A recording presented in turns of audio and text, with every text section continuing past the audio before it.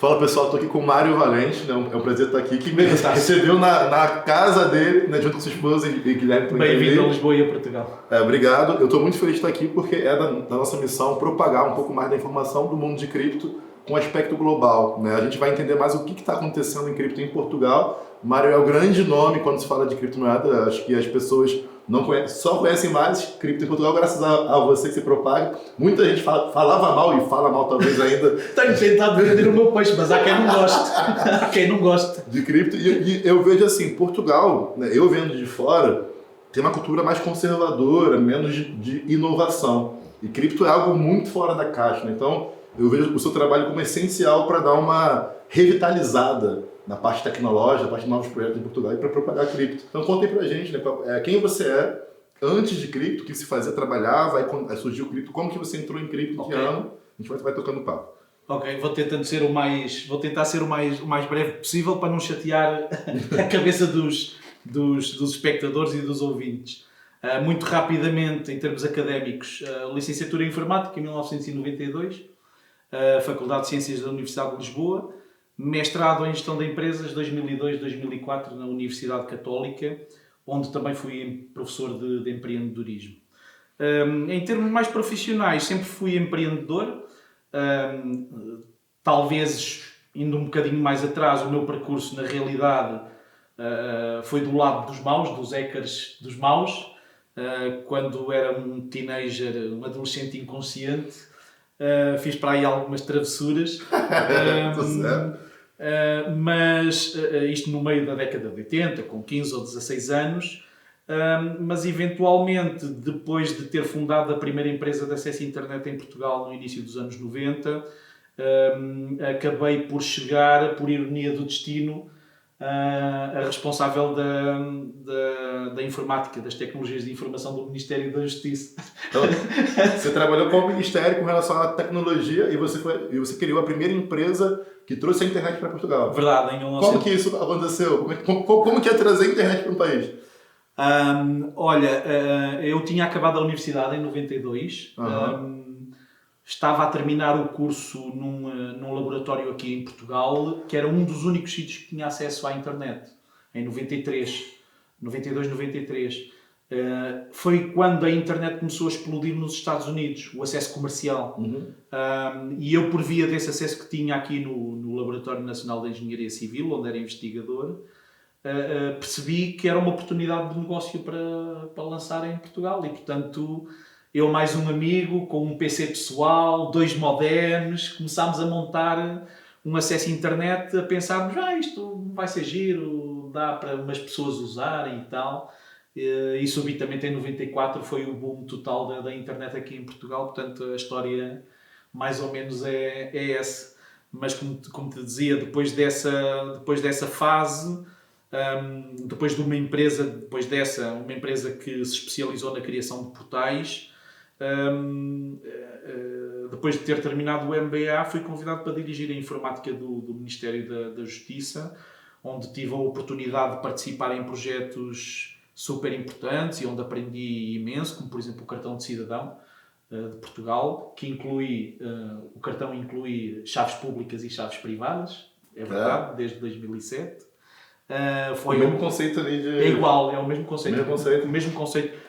A mesma segurança criptográfica que é usada nos criptoativos, nas criptomoedas, é a mesma segurança criptográfica que é usada no cartão de cidadão português.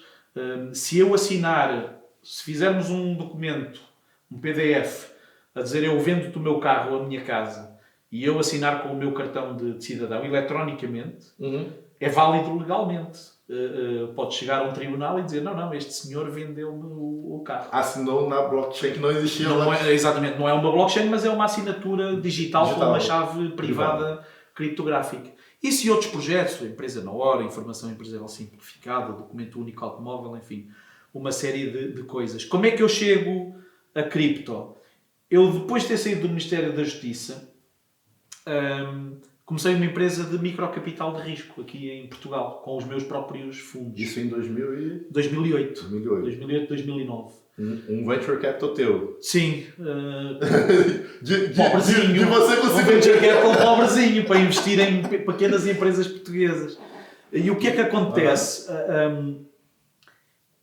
A Bitcoin aparece em 2008, 2009.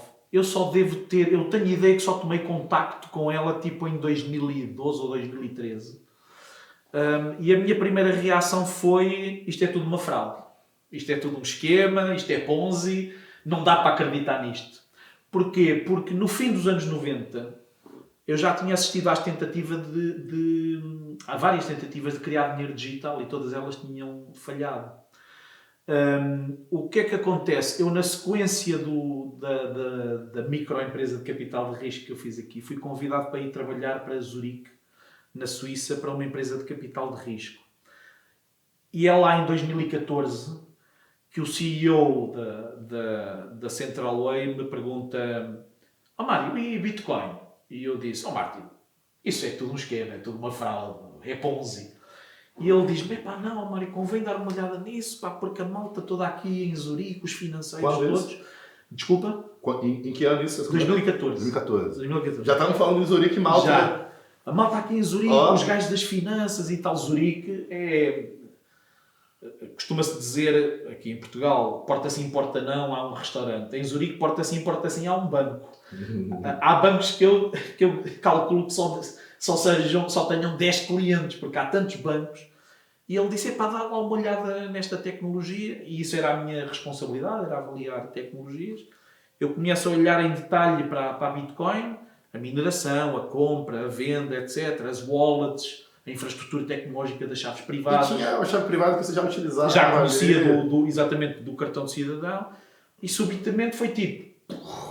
Isso em 2014. Em 2014. Tu já aceitou ali Bitcoin? Comprei as primeiras a 400 euros na altura. E conseguiu guardar até hoje ou estou vendendo? Não, vendi ali próximo do pico de 2017, vendi. Mas passou de quase $100 até 17. Até 18. Perto, salvo erro, vendi aos 16 ou 16.500 por essa zona. É claro que entretanto subiu mais. Estou arrependido? Não, porque era como estava. Mas você vendeu e depois você voltou. Depois voltei a comprar, sim. Quando você voltou a comprar? O pico foi de 20 mil em dezembro de 2017. Depois houve ali aquela queda de janeiro, fevereiro de 2018. Voltei a recomprar ali por volta de fevereiro de 2018. Mais ou menos ao mesmo preço a que eu os tinha vendido perto. Tu comprou no 0 a 0 ali. Percebi. Não, repara, aí eu já tinha uma referência. Porque repara, quando estava a 16 mil em novembro de 2017, era o que estávamos a falar há bocado. Tu decides na altura com a informação que tens na altura. Não te podes chatear 2 semanas depois ou 2 meses depois. Esse eu tinha vendido, esse eu tinha comprado. Tu decidiste com a informação que tinhas na altura. Não há outra forma de funcionar. E portanto, em fevereiro de 2018, eu já tinha informação adicional. Que é, eu vendi aos 16. Eu agora posso recomprar aos 16, ou o valor que recomprei na altura próximo disso, porque ela já tinha chegado a 20. Depois demorou tempo a voltar a chegar aos 20 e a ultrapassar até. Mas já tinha essa informação adicional. Mas, portanto, foi aí em 2014 que eu olhei para a tecnologia a fundo e para a forma como funcionava, e aí é que foi tipo... isto é fenomenal. E para mim, mais importante de tudo, foi perceber, ao fazer essa análise, foi perceber que era um erro crasso bater-se na tecla das moedas, ou da ideia das criptomoedas. Porque isto é muito maior do que a questão da moeda. A tecnologia e os processos e a mecânica que foram arquitetadas por Satoshi Nakamoto permite-nos representar muito mais do que moedas. As criptomoedas são só um subconjunto pequeno dos criptoativos. A mesma tecnologia pode ser usada para representar digitalmente qualquer título de valor. E quando eu digo qualquer título de valor, estou-me a referir não só a moedas, mas a ações, obrigações, contratos de seguros, títulos de propriedade de imóveis, títulos de propriedade de carros, cheques oferta das superfícies comerciais, pontos de fidelidade nos cartões das pastelarias e dos cabeleireiros, As Nações Unidas estão a usar criptoativos para dar bilhetes de identidade à tribo Rohingya em Myanmar, que é perseguida. Não lhes emitem, o governo de Myanmar não lhes emite cartões de identidade para eles continuarem anónimos. E as Nações Unidas emitem um passaporte, um documento de identidade para a tribo Rohingya, que é consubstanciado num criptoativo, ou seja, aquele título de valor que nós usamos normalmente, o bilhete de identidade ou o cartão de cidadão. E pensamos nele como um cartão de qualquer tipo de plástico ou de papel. Ele é um título de valor. Ele diz que nós pertencemos a uma determinada nação, soberania, nacionalidade. Isso pode ser representado por um criptoativo. E, portanto, quando uma pessoa começa a perceber que esta mesma tecnologia pode representar milhas aéreas, cartões de fidelidade, pontos dos supermercados. Há um país na Arábia Saudita que está a usar criptoativos para representar o registro predial, os títulos de propriedade dos bens imóveis. E eu vejo que isso a gente começa a ir para uma economia mais integrada, né? Completamente. Mais integrada e, acima de tudo, mais globalizada e democratizada. Mais transparente também. Mais transparente também. Eu acho que as pessoas não conseguem perceber bem, e eu tento transmitir isso dando o exemplo da internet há 30 anos atrás. O facto da internet em 5 anos, de 95 a 2000, ter passado a estar disponível de 5% da humanidade a 50% da humanidade, resultou num potencial de criação de valor enorme. Porquê? Porque subitamente pessoas que não tinham acesso à informação, países de terceiro mundo, África, América do Sul, até mesmo dentro da Europa, países que não tinham acesso à informação, na Ásia, passaram a ter acesso a uma quantidade de informação que lhes permitiu passar a estar integrados e passarem a poder fazer parte de um ciclo de inovação e de criação de valor.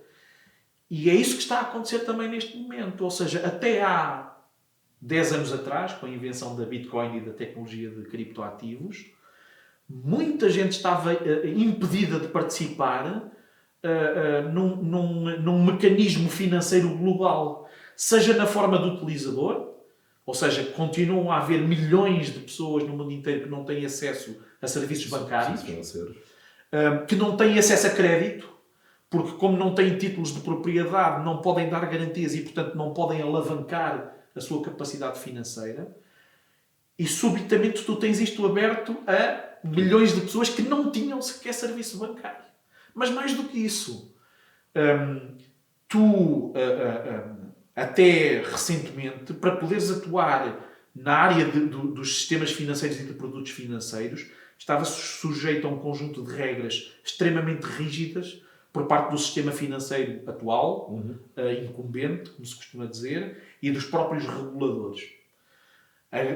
Às vezes as pessoas surpreendem-se com os números que se têm estado a atingir na área dos criptoativos, mais recentemente com os NFTs. Mas as pessoas têm que perceber que o que está a acontecer é que subitamente há uma população mundial, e eu estou, por exemplo, a referir Índia, China, de pessoas que têm a possibilidade de criar produtos financeiros inovadores, diferentes, com mais-valias, que inclusive não podem ser prestados tecnologicamente pelos bancos atuais. E, portanto, é disto que resulta os números a que temos assistido, seja na Bitcoin, nos NFTs, no Decentralized Finance, os números enormes que nós temos visto têm a ver com esta capacidade de criação e libertação de valor que estava constrangida e restrita a alguns iluminados da finança mundial. E é isso que é extremamente interessante, tem sido extremamente interessante nestes últimos 7 anos. Eu dediquei-me a fundo, a 100%, depois de ter voltado de Zurique, em 2015. E, portanto, tem sido que acredito que é mais ou menos também a tua experiência, não é? Tem sido uma experiência fenomenal, uma coisa... Eu sinto-me, tenho dito também isto várias vezes, eu sinto-me super beneficiado de ter podido assistir na minha vida a duas revoluções tecnológicas diferentes, mas com o mesmo impacto. Há 30 anos ninguém te podia dizer, quando se estava a criar a internet em vários países do mundo, ninguém te podia dizer eu estava mesmo a ver, ia aparecer o Google e o Facebook e o eBay, ninguém sabia nada disso. Pouco mais havia do que o e-mail e umas páginas web manhosas, esquisitas. Mas quem estava a fazer conseguia perceber que dali iam sair coisas que iam ter enorme impacto na humanidade e na sociedade que não sabia bem qual eram. E foi isso que assistimos nos últimos 30 anos, desde o boom da internet em 94, 95. E aquilo que se sente, que as pessoas sentem, acho que sente-se o mesmo, quem está na área de criptoativos, é um bocado o mesmo sentimento, de perceber que está aqui uma tecnologia que tem tantas utilizações, que democratiza o acesso a um conjunto de produtos e de capacidades tecnológicas, que cria uma nova forma de funcionar, mais transparência, como tu disseste há bocado, mais integração tecnológica e de organizações e de pessoas, que ninguém sabe bem o que é que vai aparecer, o que é que vai acontecer. Mas todos temos a noção que daqui a 5 ou 10 anos isto vai ter muito mais reflexo do que todos nós estamos à espera. Então você não tem nenhuma dúvida que isso vai ser muito maior do que qualquer pessoa pode imaginar. Completamente. Não sei dizer o que é que vai ter sucesso ou o que é que vai valer bilhões de dólares. Agora, esta tecnologia, da mesma maneira que a internet é hoje em dia infraestrutural para o funcionamento da maior parte das sociedades ocidentais ou minimamente livres, quer dizer, com exceção de 2 ou 3 países, como a Coreia do Norte, que censuram fortemente o acesso à internet, esta tecnologia de criptoativos, ou seja, o casamento da tecnologia de chaves públicas e privadas, mais a tecnologia blockchain, e a possibilidade que isso dá de criar e representar valor digitalmente, daqui a 5, 10 anos, num prazo de 5, 10 anos, vai ser infraestrutural para todas as nossas formas de funcionamento, seja em termos financeiros, seja em termos de, por exemplo, bilhetes de identidade, seja em termos de registros estatais, registros de casamento, de propriedade, automóvel, comercial, transações financeiras. Tudo aquilo que nós possamos imaginar vai depender fortemente de criptoativos que, de alguma maneira digital, vão representar valores da vida real no mundo digital. E nem vou entrar na história do metaverse, não é? Por enquanto, depois senão é muita coisa. Mas já voltando um pouco, quando você fala de integração, eu sou um cara que eu também fiz a carreira tradicional, fiz engenharia de produção, fiz mestrado em finanças, fiz pós-mestrado em finanças, fiz em Bordeaux, inclusive fiz meu mestrado. E quando eu ouvi falar de Bitcoin lá em 2017, e eu fui entender, no início eu estranhei, eu falei, cara, que coisa de moeda digital. Mas quando eu comecei a estudar, de fato, quando eu saí eu entrei quando o Bitcoin, eu soube que o Bitcoin seria listado na Bolsa de Chicago. Eu já trabalhava no banco da IBM, do IBM Global Financing. E aí eu falei, cara, dinheiro fácil, vai subir até ser listado, depois vão shortar no topo para corrigir o preço. Isso eu já tinha um feeling de mercado. Entrei, ganhei dinheiro, e aí eu comecei a estudar mais esse mercado e eu vi o real impacto, né? Então, a minha empresa hoje, que é Financial Move, que é movimento financeiro, era da mudança que estava acontecendo no mundo financeiro e que eu percebi ali, que não tinha como negar. Eu falei, cara, quando se fala de integração, e a gente pode falar de DeFi, são finanças descentralizadas, a gente pega a disparidade que existe entre o dinheiro, onde a gente tinha o Brasil com juros de 20% ao ano, onde há muita dificuldade de se empreender. Pensa aqui você toma crédito muito mais fácil que no Brasil, que você paga 20% ao ano de juros, se não for mais. E aí você pode integrar todo esse dinheiro que às vezes está sobrando na Europa, no Japão, que tem yield, né, abaixo de 0, e você consegue integrar melhor esse fluxo que tem essa disparidade muitas vezes por ineficiência. Exatamente. Ou por hiato de informação. Certo. Então, quando você integra tudo via blockchain, via DeFi, você tira o poder dos grandes bancos, e isso é uma grande dor também. Claro que sim.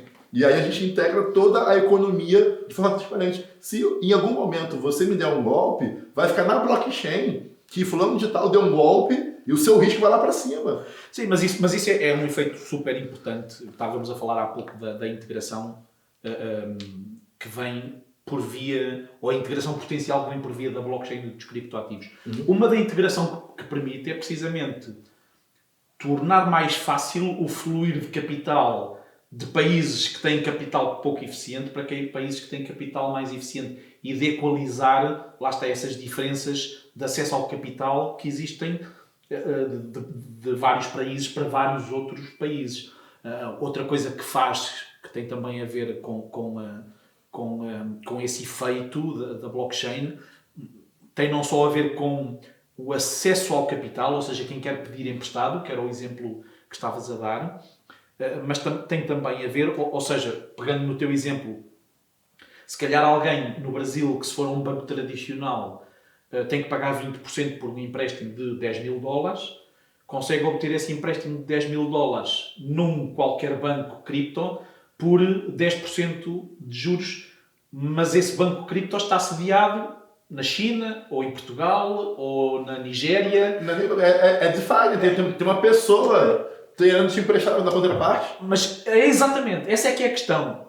Às vezes as pessoas ficam, mas como é que consegue obter esses 10%? Consegue obter esses 10% porque há alguém, por exemplo em Portugal, que se puser o seu dinheiro no banco está a receber 1% de juros, ou menos, na melhor das hipóteses, ou negativo por causa da inflação, e então está disposto para dizer, não, eu prefiro pegar aqui neste meu capital, em vez de pôr num banco aqui, ponho aqui num outro banco, ponho aqui num outro bolo, e está a ser emprestado a pessoas com menos capacidades financeiras, mas com um sistema financeiro extremamente oneroso no sítio onde estão. E é esta facilidade de equalizar os capitais que a blockchain traz. E isso, como estava a dizer há pouco, é extremamente libertador. As pessoas, por exemplo, aqui em Portugal, ou às vezes, quando eu digo aqui às pessoas, mas se você não quiser correr riscos nenhuns com as volatilidades das criptomoedas ou dos criptoativos tradicionais, faz uma conta, coloca tudo em USDTs ou em euros digitais e deposita num banco cripto onde pode ir obter 7, 8, 9, 10%. Tem até hoje tranquilo de 20%. E elas acham muito estranho. É que é muito diferente, né? Mas como é que me dão 7 ou 8%, ou 7 ou 8 ou 9 ou 10% de juros? Então porquê é que os bancos em Portugal não fazem isso? E eu tenho que lhes explicar. Os bancos em Portugal não fazem isso. E os bancos noutros países não fazem isso. Porque eles não precisam da tua liquidez. Eles não precisam do teu dinheiro lá. Porque eles, quando querem liquidez, têm um sítio onde vão buscar a 0% ao ano. Banco Central Europeu. Ou Fed norte-americana. Quer dizer, se eu sou uma instituição financeira, preciso de liquidez, de dinheiro. Hipótese 1. Dar 2 ou 3 ou 4% aos depósitos desta pessoa aqui. Maçada. Tenho que me chatear com uma pessoa que não percebe nada do mundo financeiro e ainda tenho que lhe pagar 3 ou 4% ou 5% pelo capital dela. Que chatice. Segunda hipótese. Tenho aqui o Banco Central Europeu que me liga a impressora, sai notas e eu tenho dinheiro a 0% ou 0,5% ao ano. É óbvio que os bancos não têm atração nenhuma, não têm incentivo nenhum a pagar mais juros, a pagar mais pelo dinheiro das pessoas, porque eles não precisam do dinheiro das pessoas. Porquê é que os criptobanks estão dispostos a pagar 7, 8, 9, 10% para que tu deposites lá o dinheiro? Porque eles precisam do teu dinheiro. E um ponto também é que é o custo de aquisição do cliente. Né? O banco já é cultural. Exatamente. De você deixar seu dinheiro no banco e seu dinheiro vai estar lá. Porque ao longo da história da sociedade, os bancos foram um grande local de guarda de dinheiro. Nunca tinha pensado nisso. E agora o banco novo, que é o CryptoBank, tem um custo de aquisição do cliente. Exatamente. Ele tem que se provar ao longo do tempo que ele é um banco seguro também. E em vez de gastar em publicidade na TV ou no jornal, se calhar é melhor dar melhores juros. Exato. É óbvio, né? E assim, é caso de validação cultural. No Brasil, existem os fundos de previdência, que é você depositar sempre um dinheirinho automático, já foi direto do seu banco, para um fundo. E se você for ver a performance do fundo, muitas vezes é abaixo da inflação. E aí tu pensa, por quê? Porque é gato gordo. O gato gordo, ele tá lá comendo preguiçosinho, só dormindo, porque é cultural do brasileiro. É cultural do brasileiro. Depois nós aqui dizemos, fala de barriga cheia. Fala de barriga cheia, exatamente. Ele não tem que lutar, a gente de venture capital. Tem que provar que faz, que acontece, que é muito bom, que tem uma boa tese. O cara lá, gato gordo, vem dinheiro todo mês para ele, a tirar de pá. E aí quando você vê que um fundo performa abaixo da inflação, como assim? Como você está poupando o seu dinheiro e o cara te entrega abaixo? Então, assim, mas isso também é muito culpa, obviamente, não é só culpa dos bancos, né? Mas é culpa depois, eu ia dizer, dos Estados, dos governos, é mais dos bancos centrais, sendo que os bancos centrais acabam por estar fortemente dependentes dos Estados e dos governos. Que desde a crise do subprime de 2008 e então agora com a crise do Covid, continuam a imprimir dinheiro. Eu acho imensa piada. Havia avisos de que a inflação iria subir, de várias áreas a dizer que a inflação ia subir, com o dinheiro que tinha sido impresso nos últimos 10 anos. E toda a gente achava que não. Agora, subitamente, nestes últimos 6, 10 meses, toda a gente está muito surpreendida. A inflação está nos 7%. A sério? Mas era novidade. Era completamente esperado, não é? Quer dizer, eu costumo dar o exemplo... vamos imaginar, estou num país, Portugal, completamente fechadinho, produz... ainda está na moeda no escudo, ainda não entrou no euro, produz 10 kg de arroz por ano e, portanto, existem 10 moedas de escudo, de um escudo a circular. Se eu pegar e puser 20 moedas de escudo a circular, os 10 kg de arroz continuam o mesmo. Portanto, subitamente por haverem 20 escudos a circular, não vão aparecer 20 kg de arroz na produtividade. A única coisa que vai acontecer é que o quilo de arroz deixa de ser um escudo e passa a valer 2. E muita gente não percebe este mecanismo. Não percebe que o facto dos Estados continuarem a endividar, ou seja, a imprimir dinheiro, vai provocar inflação e faz-lhes desaparecer dinheiro do bolso delas. No outro dia vi uma coisa muito gira. Este é um exemplo que eu acho que vale a pena dar, porque achei... eu próprio nunca tinha pensado e percebido a questão, porque as pessoas pensam sempre a inflação em termos dos preços subirem, não é? O preço, o arroz custa 10 euros, os governos imprimem dinheiro e, portanto, o preço sobe. Mas é estranho, porque há produtos que mantêm apesar da inflação recente, há produtos que mantêm o mesmo preço. Não estão a subir o preço, continuam a ser vendidos ao mesmo preço unitário. Então onde é que está a inflação?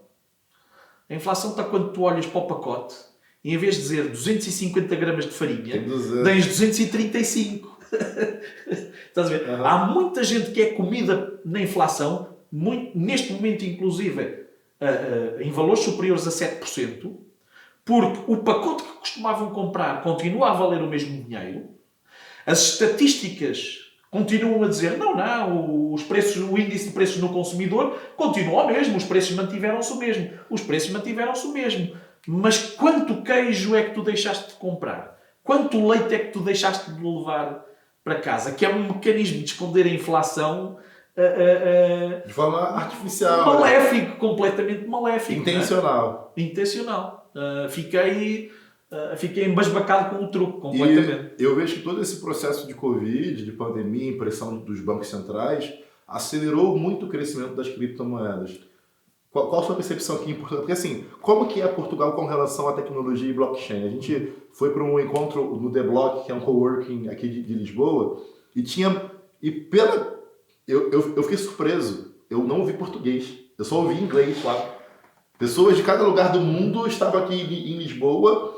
E o que eu senti ali, embora fosse uma bolha, é que está se formando uma comunidade de cripto aqui em Portugal. Sim. E aí eu fui vendo várias pessoas, e só tinha, na real, um português lá dentro. Então, assim, como que está o cenário de Portugal? Tem muita gente vindo de fora para Portugal para empreender. Está se formando uma comunidade de cripto aqui graças a facilidades tributárias com isso. Malta ali. Como que é a inovação em blockchain em Portugal aqui?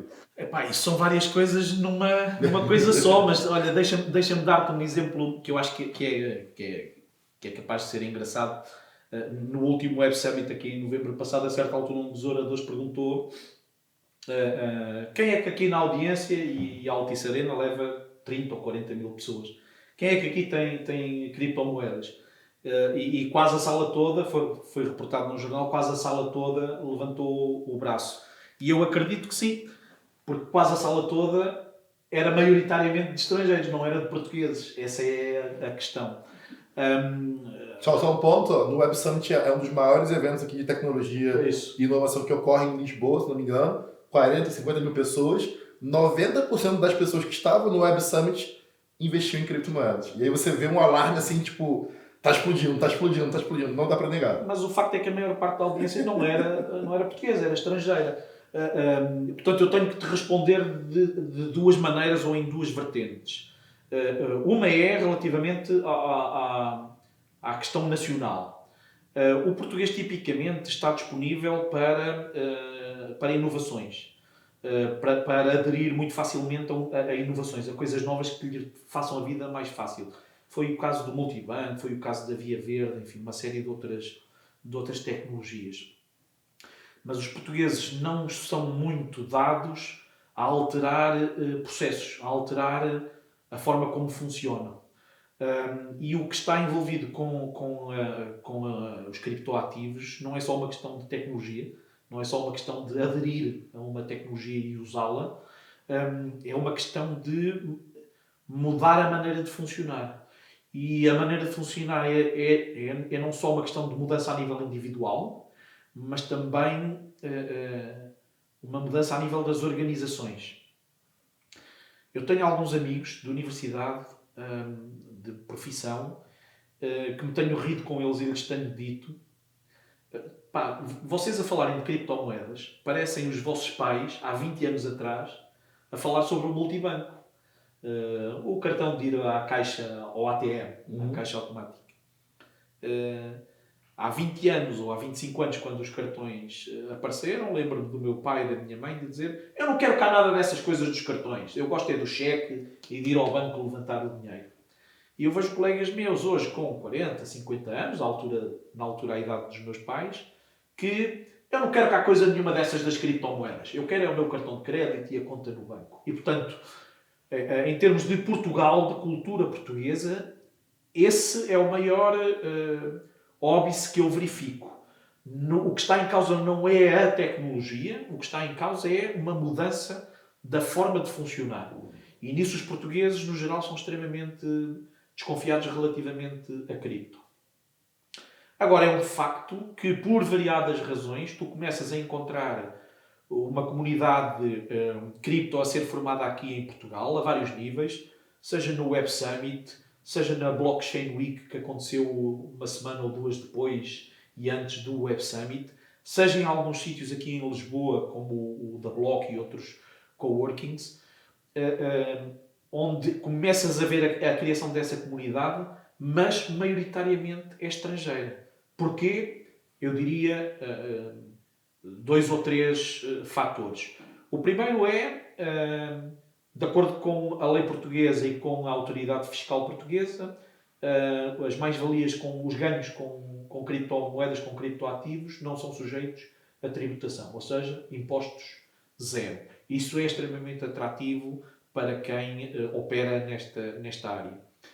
Em segundo lugar, as empresas relacionadas com cripto encontram aqui em Portugal excelente pessoal técnico. As universidades portuguesas formam excelentes engenheiros na Universidade do Minho, na Universidade do Porto, na Universidade de Aveiro, de onde eram os teus avós, certo? E de onde são Padrasto. E de onde são os meus avós maternos, da Universidade aqui de Lisboa. E, portanto, encontram muito bons engenheiros informáticos, gente especialista em segurança informática, em sistemas operativos. Você já tem algum curso para blockchain ou é tudo meio autodidata? É tudo autodidata, sim. Acho que não há ainda nada a nível institucional. Depois há outros fatores, que é o país é muito atrativo para europeus reformados, ou se não reformados, já entrarem na terceira idade, e portanto é muito atrativo para comprar casa de férias, para mudarem até a sua residência para cá. É atrativo em termos de clima, em termos de gastronomia, em termos de segurança. Somos o segundo país mais seguro do mundo, a seguir à Suíça, salvo erro. Uma coisa que, nomeadamente, os brasileiros que estão cá sediados muito, muito lhes agrada. Os impostos também são interessantes para quem vem de fora, não para os portugueses que moram cá. E, portanto, isso cria Qual é o imposto para quem vem de fora? Se eu sou brasileiro... eu não te sei dizer qual é que é o valor, o imposto que é colocado, nomeadamente para quem vem com os Golden Visa, ou seja, quem compra um imóvel e, portanto, tem um visto de residência imediato. Não te sei dizer qual é o enquadramento fiscal. Mas sei que é atrativo porque nós temos muita gente a vir para o Algarve, assim como para Cascais e para a costa aqui de Lisboa, vindas da Dinamarca, Suécia, Finlândia, Inglaterra, França, Alemanha. E, portanto, tenho que concordar que, não sendo Portugal per si e os portugueses, a sociedade portuguesa e o utilizador português per si, um mercado cripto extremamente interessante, o local Portugal está, até pela sua posição geográfica, entre o Brasil, os Estados Unidos, a meio caminho, também, o clima, o preço, o custo de vida. O custo de vida, o custo de mão de obra, tem-se estado a criar as condições para que, de facto, haja aqui as condições para algo que é inducente a um conjunto de inovações e de criação de valor na área de blockchain. Agora vamos ver o que é que acontece com uma maioria de um partido de esquerda, uma maioria absoluta de um partido de esquerda, o Partido Socialista, e muitas vezes com o que acontece com os governos de esquerda, que é taxar tudo o que mexe. E se resolverem taxar fortemente esta área, vão matar a inovação e vão fazer sair daqui uma série de, inclusive, jovens profissionais que vieram de outros países mão de obra qualificada, com capacidade de investimento, e vão afastá-los. Vamos ver o que é que acontece. Há anos atrás, a gente viu Malta abraçando criptomoeda. Você viu algum efeito nisso para Portugal? Você viu criptomoeda migrando em capital, tecnologia? Como é que foi? Não. Eu, acima de tudo, o que vejo aqui, do meu ponto de vista, aquilo que eu vejo é um influxo grande, não de portugueses a querer entrar na área cripto, mas de gente que vem de fora, seja mais sénior ou seja mais júnior, que escolhe Portugal como um país bom para viver, com boa comida, boa segurança, bom clima, e com condições para criar valor na área cripto. Seja investimento, seja desenvolvimento, seja a criação de produtos, seja... É isso que eu vejo. Influxo de quem vem de fora e que encontra aqui condições para fazer. Agora, volto a dizer, vamos ver se Portugal, como Estado, como Governo, não dá um tiro no pé e mata mais uma vez, como já fez no passado, a vantagem geográfica que tem de estar a meio caminho entre Estados Unidos, América do Sul, Europa e África. No passado não soubemos usar isso. Por exemplo, todos os cabos de amarração de telecomunicações acabaram por ir amarrar à Irlanda. Felizmente, nos últimos anos têm aparecido aqui alguns a ligar aqui em Portugal. Mas se Portugal tivesse sabido fazer direito na década de 90, Portugal podia ter sido um ponto de ligação, um ponto nevrálgico para a internet mundial, e não o soube fazer. Está sendo lento, né? Porque isso de Malta já poderia ter sido traduzido num criptovale português, né? Sim. Não desenvolver essa ideia. Sim. Como digo, o Partido Socialista inclusive tem no programa a ideia da criação de zonas livres tecnológicas, portanto zonas onde se possa experimentar com tecnologia, com regras diferentes. Muito sinceramente, eu até ao momento aquilo que vi foi zero. E assim, hoje, você até falou que hoje você não vê que cripto vai ser algo muito maior do que a gente pode imaginar. Quais são os principais desafios para as criptomoedas que você vê hoje, para 2021, 2022, aí, 23, 24, 25? O que você viu em 2021? O que a gente tem de desafio para frente? Em tecnologia, né? em adoção, em Europa, cultura, o que você tem visto por aqui? A principal coisa que eu acho que se pode antever, ou que vejo como principal ameaça, é a tentar dizer isto de uma maneira mais suave, mas vou partir mesmo para a ignorância.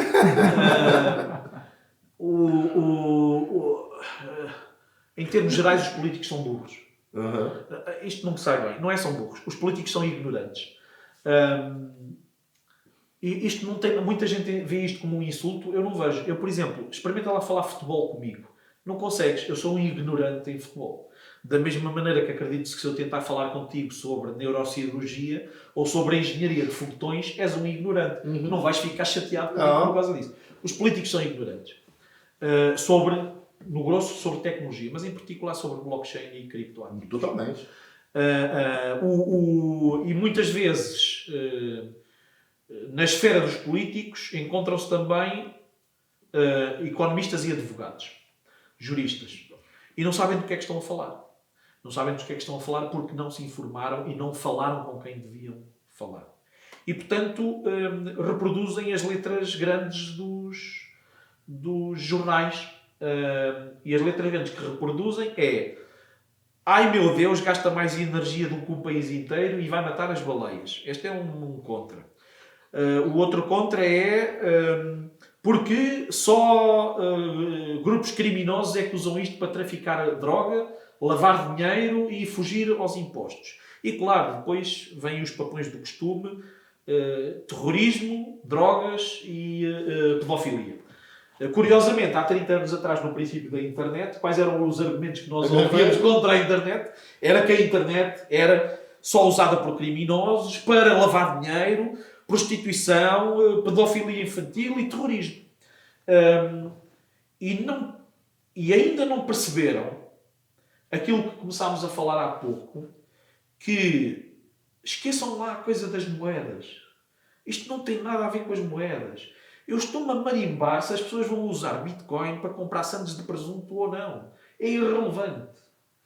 O que está em causa é que a mesma tecnologia vai ser usada para tudo aquilo que é hoje em dia um substrato do nosso funcionamento como sociedades, tudo aquilo que são títulos de valor. Eu volto a repetir. Ações, obrigações, cartões de crédito, bilhetes de identidade, títulos de propriedade, cartas de condução, pontos do continente, ou da Sonai, ou do supermercado, milhas, milhas aéreas. E isto é que os reguladores e os políticos e os decisores ainda não perceberam. É o enorme potencial que isto tem para revolucionar e libertar valor, capacidade de criação de valor, transversalmente a toda a economia e a toda a sociedade. E, portanto, a principal ameaça que eu vejo é os políticos continuarem a funcionar relativamente a cripto. Os meios de comunicação social também são culpados disto. Com sobranceria e a replicarem e a repetirem, a papaguearem as coisas que veem nas letras gordas. Gasta muita energia, lavagem de dinheiro, fuga ao fisco, e não perceberem este potencial. Portanto, se os políticos e os decisores, os reguladores e os legisladores continuarem a funcionar neste molde, o grande risco que eu vejo é de atuarem de tal maneira, isso aliás já aconteceu em Portugal, com o regulamento que foi criado para as crypto exchanges, regularem de tal maneira constrangedora que matam a inovação, reservam a entrada nesta área só aos do costume, os que têm grande capital, e depois, para além disso, conseguem com isso expulsar para fora de Portugal aqueles que se estão a dirigir neste momento para cá, porque acham que é um sítio excelente para criar valor. Essa eu acho que é a maior ameaça. Podia ter alguma fé nas diretivas que são emanadas da União Europeia. Normalmente são mais... como é que eu ia dizer? São mais ponderadas, digamos assim. Mas o caso que vi, no caso do regulamento para as cripto exchanges e no regulamento que foi criado pelo Banco de Portugal, não foi isso a que se assistiu.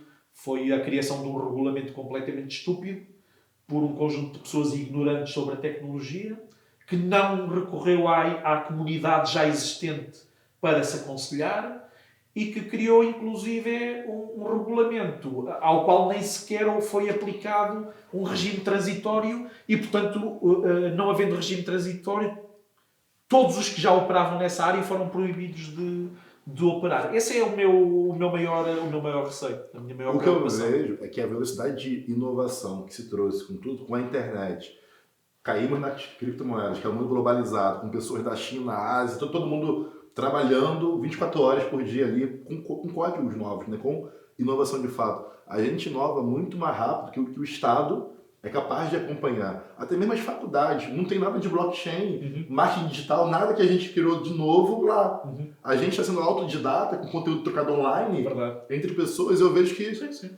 é uma velocidade que... Eu só trabalho com cripto. Eu não consigo acompanhar todas as criptos que surgem novas. Não dá. E é tanta coisa nova. É É Web 3.0, é metaverso, é NFT, projeto novo de NFT de metaverso de Web 3.0. Eu falo, cara... Chegas ao fim do dia e dizes, eu estou a perder oportunidades. Eu falo, é impossível. E aí você forma uma equipe para estudar junto, não sei o quê. E é muita informação. E é um mercado que dá muito tesão, porque é coisa nova. Não é você... Num vídeo seu você fala assim, quem não gostar de investir nisso, que vai vender batata e carro. Que você consegue prever demanda. Você consegue prever demanda e receita com batata, com carro, com coisas mais... Que é tradicional. Quando você fala de códigos, algoritmos novos que mudam o sistema financeiro... Não dá para saber qual vai ser. Aonde vai dar? Não sabes onde é que vai parar. Era isso que eu estava a dizer há bocado, da mesma maneira que a internet há 30 anos. Tem-se a percepção de que isto vai mudar a forma como funcionamos. O que é que vai ser, não sabemos. Mas que vai ter repercussões muito fortes, vai. Isso é evidente para quem está na área, não é? Como estava a dizer, uma pessoa chega ao fim do dia e estou a perder esta, estou a perder isso aquela. Que eu só trabalho com isso. Eu só trabalho com isso. Pensa alguém que trabalha numa carreira corporativa tradicional... Uma coisa que a mim me faz confusão, tenho dito isto várias vezes. Eu no MBA, no mestrado, chumbei, tenho a vergonha de ter chumbado 3 vezes à cadeira de Corporate Finance, Finanças Corporativas. Porque não tenho, em contrapartida, tirei 17 Finanças Empreendedoras, Entrepreneurial Finance. Pronto, já estou... Eu vi mestrado... Já estou safo. Eu vi mestrado em Corporate Finance. Eu sou um zero. Eu aprendi aquelas coisas todas de opções e black shows. Só que pergunta-me agora outra vez qualquer coisa sobre essa área. Não me lembro. Aquilo para mim era completamente opaco. Fiz o exame, passei assim um bocado à toa, mas eu muitas vezes olho para coisas que aparecem e digo, eu se não fosse burro que nem uma porta em finanças, isto deve ser uma oportunidade do caraças. Produtos financeiros que têm aparecido na área, por exemplo, de perpetuals, de futuros, de opções, calls e puts, que eu não percebo a mecânica daquilo e, portanto, não consigo transpor para a área blockchain. Mas muitas vezes digo, como é que a malta mais corporate finance, que percebe estas áreas, como é que não está a colocar, a investir aqui o seu tempo e o seu conhecimento? Porque as hipóteses, as alternativas são enormes por exemplo, nessa área de inovação. Como é que... No outro dia um amigo dizia-me eventualmente tudo isso vai ser tomado de assalto pelos bancos e eles é que vão fazer todas essas áreas. E eu estava-lhe a tentar explicar porque é que os bancos tradicionais não eram capazes de fazer a mudança. Eu estava-lhe a tentar explicar porque em termos de processos que estão montados é muito difícil alterarem a forma como funciona. É um golem gigante. É exatamente, um navio gigante, é difícil mudar de direção. Eu estava a tentar explicar aquilo e depois subitamente ocorreu-me, olha, vou-te dar um exemplo porque é que os bancos não são capazes de fazer a mudança. Apareceu agora aqui há pouco tempo uma empresa, um projeto cripto, chamado Sablier.finance. Qual o nome? Sablier. É francês, mas portanto S-A-B-L-I-E-R. Tem um R no V. Sablier.finance. Fazem streaming de dinheiro. E ele diz, como assim streaming de dinheiro? Então, tu antes, quando querias ouvir uma música, fazias download do MP3 e ouvias a música. E depois, eventualmente, chegámos ao ponto em que tens o Spotify e outros serviços de streaming, em que tu vais ao Spotify e a música vem vindo aos bocados. Da mesma maneira, há uns anos atrás, quando tu querias ver uma série de televisão, ver ver, piratear uma série de televisão ou de um filme qualquer, tinhas que fazer o download do MP4 ou do AVI, ou fosse lá torrents. E quando o download chegava, podias ver o filme todo. E hoje tens Netflix e outros serviços de streaming de vídeo. Como é que tu hoje em dia recebes o teu salário? Trabalhas durante 30 dias, pelo menos aqui em Portugal, trabalhas durante 30 dias e no fim do mês é depositado o salário na conta. A Sablia Finance permite o streaming do teu salário. Portanto, tu no dia 0 começas a receber, segundo a segundo, recebes o correspondente na tua conta bancária. E ele dizia, como assim? Então, em vez de receberes 30 mil no fim do ano, no fim do mês, vais receber dia a dia, não recebes 1000 por dia, também não recebes 1000 por dia. Recebes 1000 a dividir por 24 horas. E esse valor não é hora a hora, é dividido pelos minutos. E esse valor não é pelos minutos. Todos os segundos vai caindo um bocadinho. Ele dizer, não estou a ver qual é que é a vantagem disso. E eu dizer, não estás a ver qual é que é a vantagem disso? Vamos lá ver. Primeiro, tu chegas a meio do mês e já lá tens metade do salário. Às vezes chegas a meio do mês e andas com problemas para pagar contas. Isso acontece porque tu só recebes de 30 em 30 dias. Segundo, sabes fazer as contas a juros compostos? Vê lá qual é que é a diferença entre tu teres 3.000 euros no fim do mês, que depois começam a render impostos no fim do mês seguinte. E agora faz lá as contas de se tu começares a receber o dinheiro já e começares a receber juros sobre esse dinheiro já. Faz as contas e vês quanto é que tens de diferente ao fim do mês. Ele subitamente, que por acaso sabe fazer juros compostos, é da área da finança, começou a perceber. Os bancos não têm a capacidade para fazer esta mudança. Não é só uma mudança de estratégia e de modelo de negócio, mas a infraestrutura tecnológica é gigante. Não conseguem. A provisão da caixa... Não conseguem fazer isto, a não ser que adotem a tecnologia blockchain. E é isso que eu acho relativamente aos bancos e à finança tradicional. A blockchain e os criptoassets não vão acabar com as entidades financeiras atuais. As entidades financeiras atuais também não vão acabar. Desde que se adaptem. Vão se adaptar. Assim, eles têm o cash, né? Então, assim, desde que se adaptem. Se eles não fecharem os olhos, eles já não estão fechando. JP Morgan, enfim, já estão migrando para blockchain cripto. Vão se adaptar. E tem cash. Quanto vale a sua empresa? 3 bi? Não vou vender 10 bi. Tá bom. Se não se adaptarem, aí vão morrer. Aí vão morrer porque, lá está, num intervalo de daqui a 5, 10 anos, tudo isso vai ser, não só a parte financeira, mas depois toda a outra parte, tudo o resto,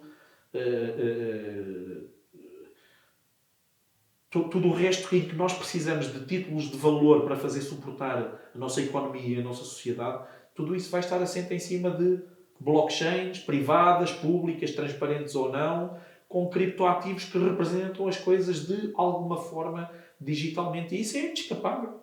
E o consenso é o seguinte, assim, se os bancos, se as instituições financeiras não se adaptarem, vão morrer. Ou se adaptam ou morrem em 5, 10 anos. Estávamos a falar sobre para onde é que esta coisa podia evoluir.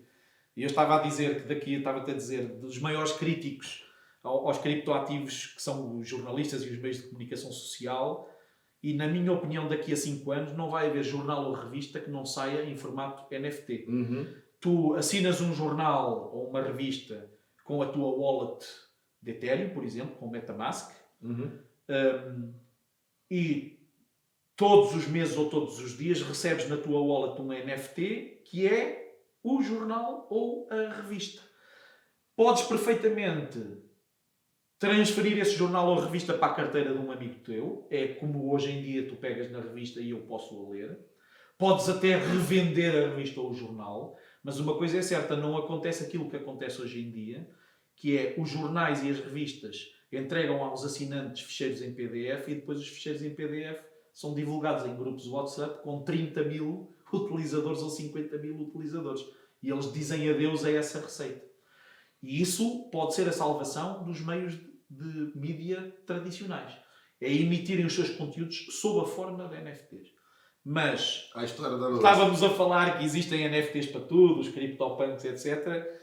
E aqui a minha senhora referiu o terreno na Lua e de facto é uma verdade.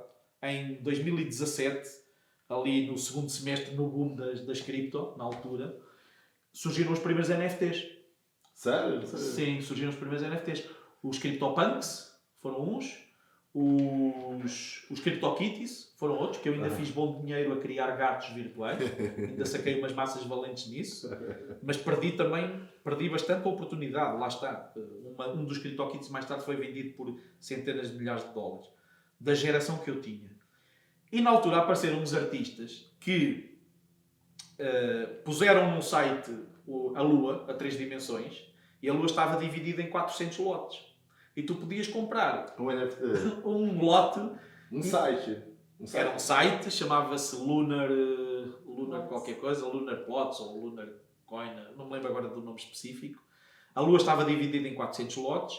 Tu pagavas 0,05 etéreos por um lote e recebias um NFT, com o NFT correspondente àquele lote na Lua. Já é meio metaverso aí também. Já meio metaverso, exatamente.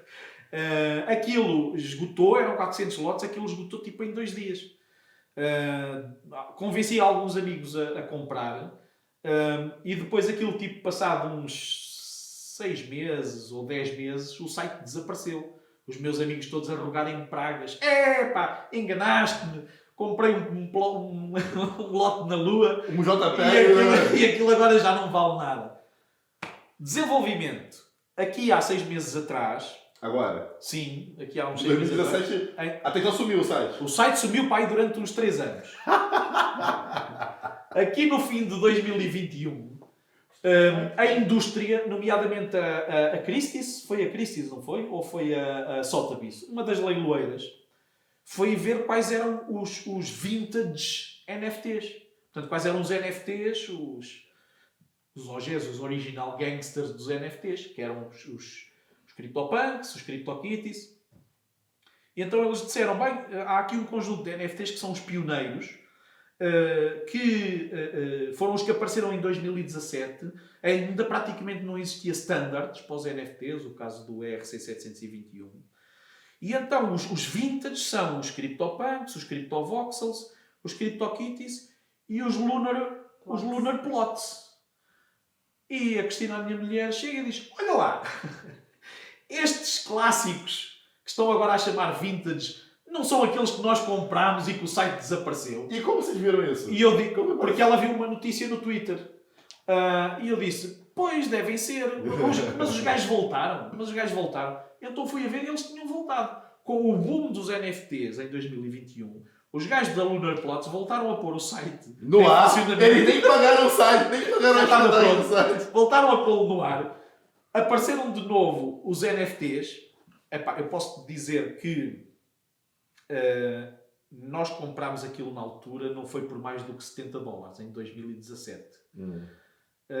Já foram vendidos Lunar Moonplots por 10 etéreos, $30.000 neste momento. E eu não vendo os meus dois. Não vai vender? Não vendo os meus dois. Nem umzinho? Neste momento, a venda parcial ali, não? Das duas, uma. Ou tenho que dar mais etéreos, 25, ou então o Ethereum tem que duplicar de valor. Mas aqueles 2 plots da Lua não vendo. Enquanto não oferecerem dinheiro decente daquilo, não vendo. É vintage. É vintage, exatamente. Não tem nada que saber.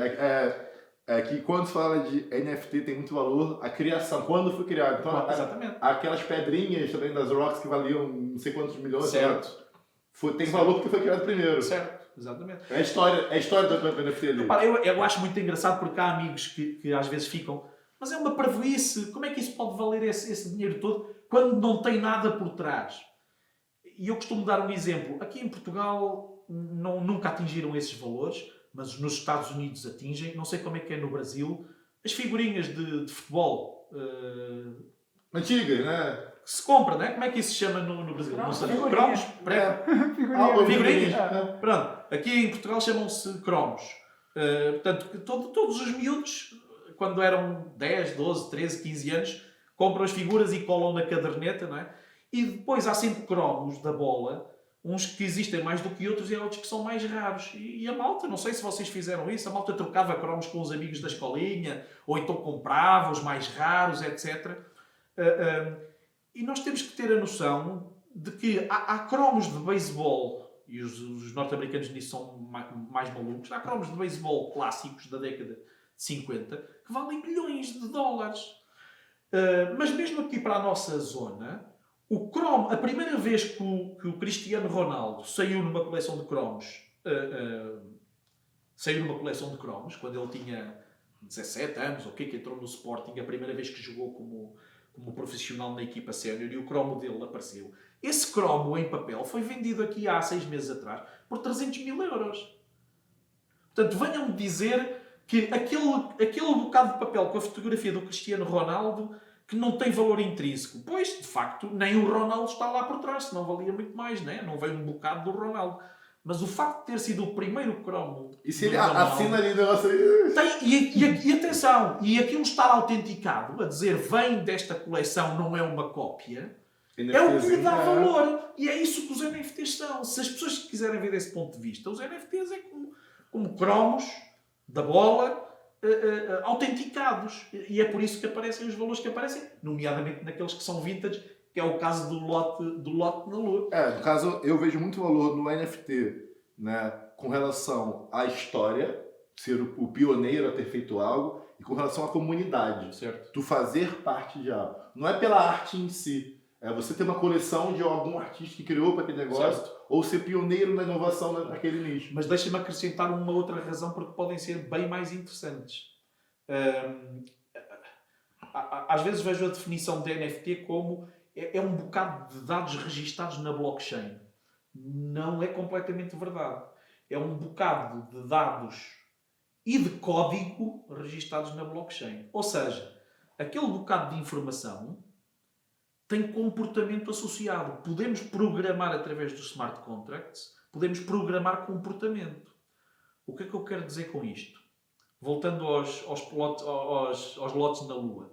Porquê é que eu comprei um de 400 lotes?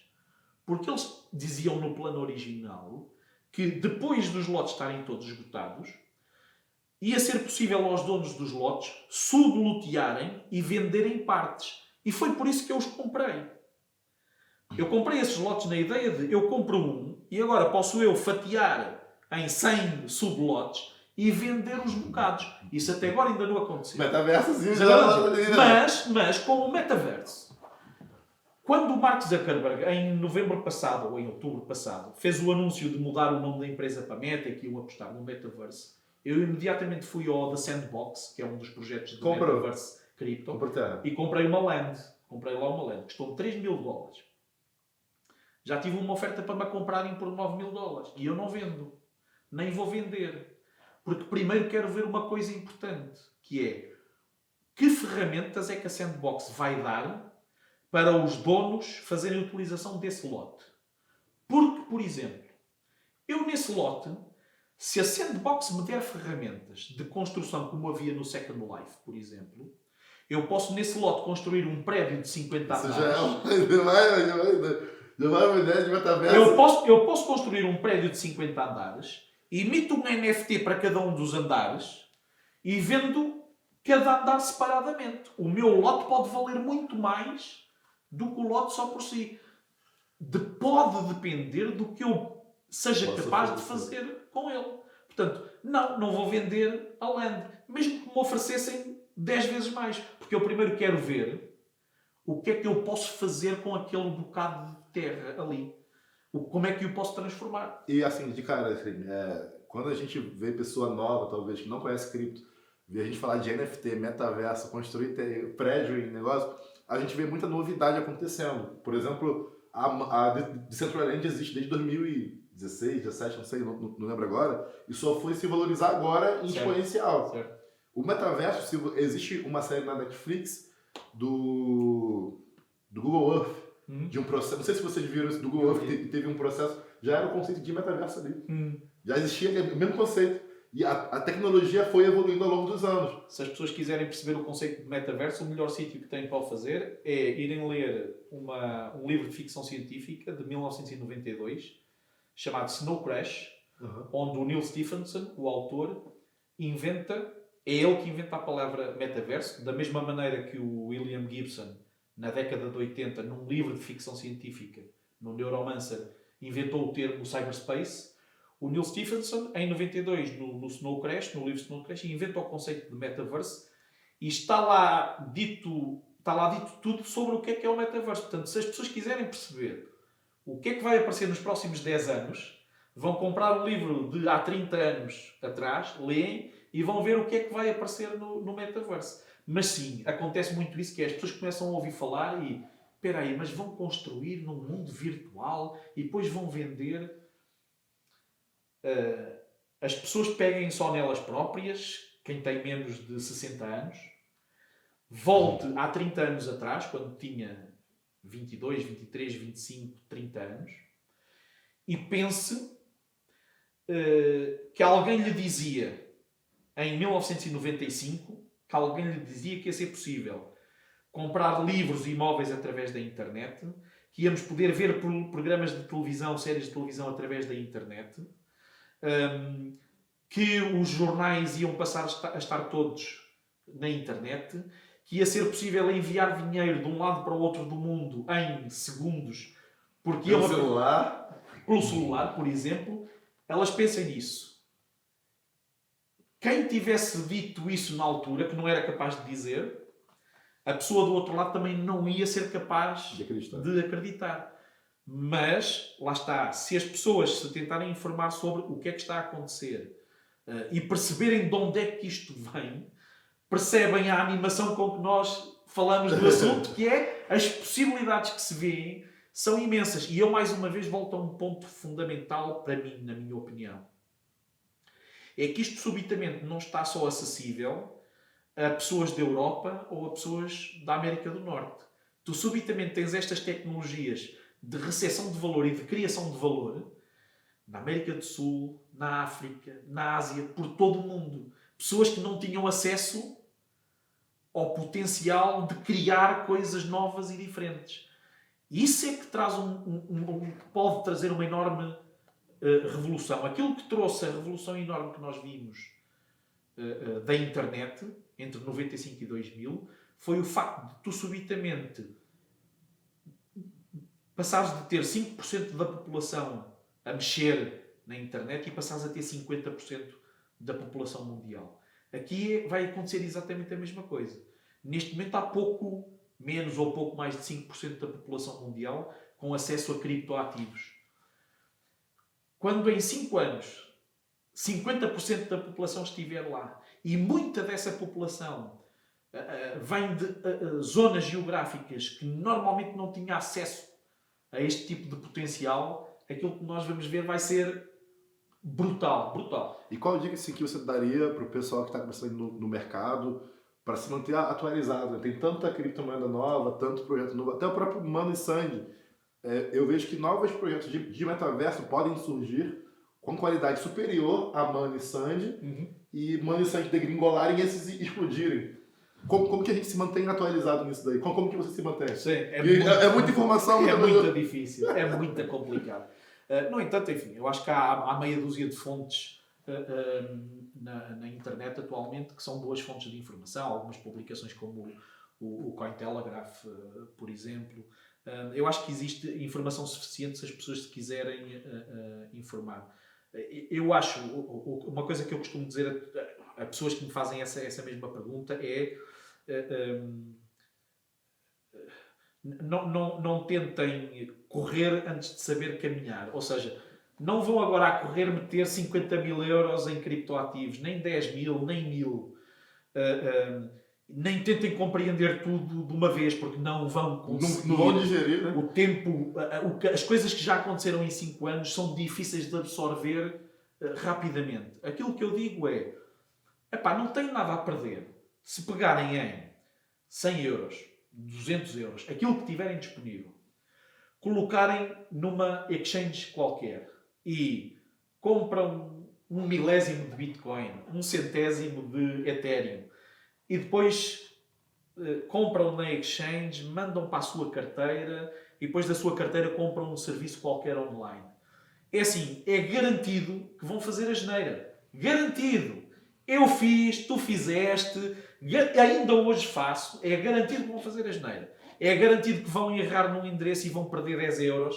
É garantido que vão mandar para outro sítio. Já vi 100 mil euros perdidos no Pois, endereço. isso não.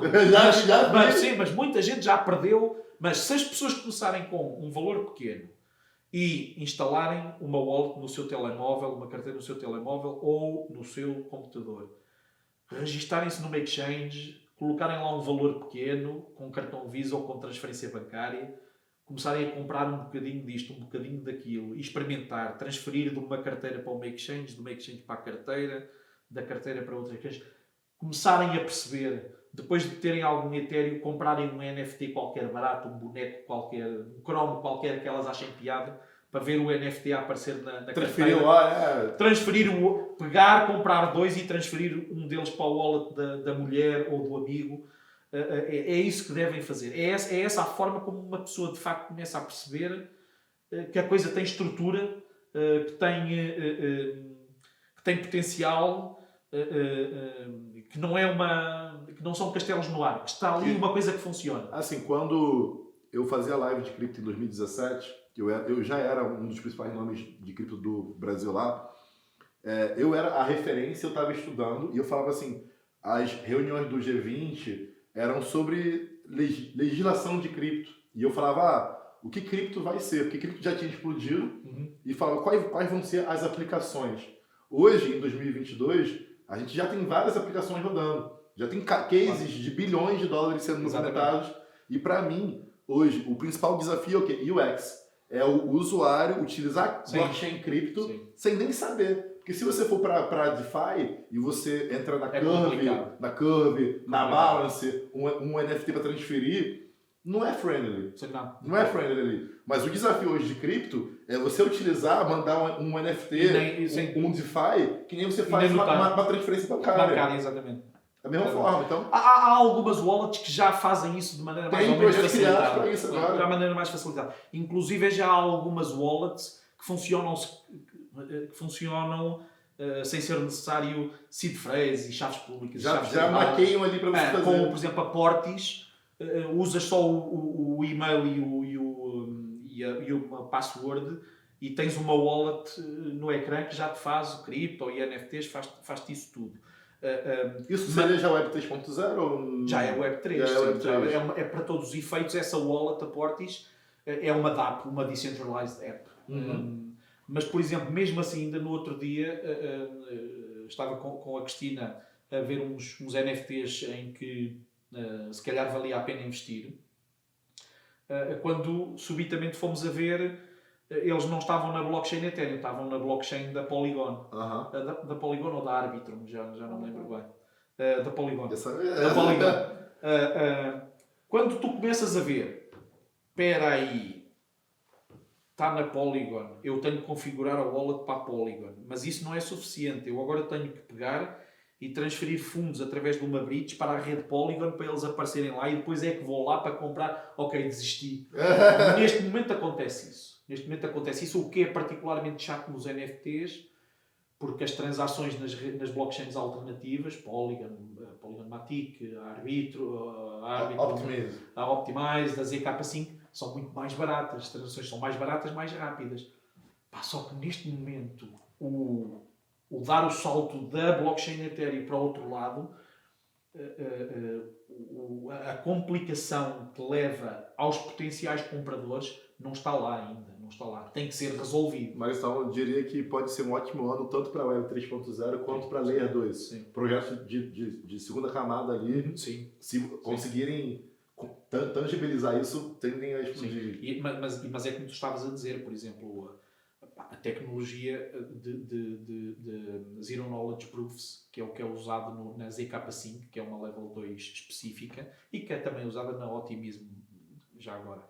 Mas o Zero Knowledge Proofs, pá, aquilo é matemática de fazer explodir o cérebro. Não dá. Tu lês o primeiro parágrafo e eu matriculei-me num curso de matemática aplicada. Pá, mas tu lês o primeiro parágrafo e tipo, ok, não percebo, sou muito burro, não percebo nada disto. Ainda tem muito que fazer, como tu estavas a dizer, ao nível do user interface e do user experience, claramente. Mas eu vejo que é o principal desafio hoje. Se em 2017 e 2018 a gente falava o que a gente vai fazer com isso, e aí a gente vê até tendo milhares de aplicações, a gente vê a Terra Luna movimentando bilhões de dólares ali, já tem cases rolando. Já. Mas é complicado de usar em termos de interface. E aí está o segredo, porque estavas a falar na Web3. A criação da Web3, ou o desenvolvimento a que se está a assistir na Web3, a web descentralizada, que curiosamente é voltar à web 1.0, que era descentralizada. A web 2.0 é que centralizou certos serviços. E aí já é mais socialista, que você trabalha com tudo de dentro. Todo. A web 2 foi um fenómeno de centralização. O Facebook centralizou, o Twitter centralizou, o Google centralizou, e agora assistimos ao pêndulo a balançar na direção oposta, na direção da descentralização, que era o que já acontecia na web 1.0. Repara uma coisa. Na web 1.0, eu posso ter um endereço de e-mail @gmail e tu tens um endereço de e-mail @outlook.com, ou lá o que é o da Microsoft. Mas tu podes me enviar e-mail a mim e eu posso te enviar e-mail a ti. Porquê? Porque o e-mail é uma tecnologia descentralizada.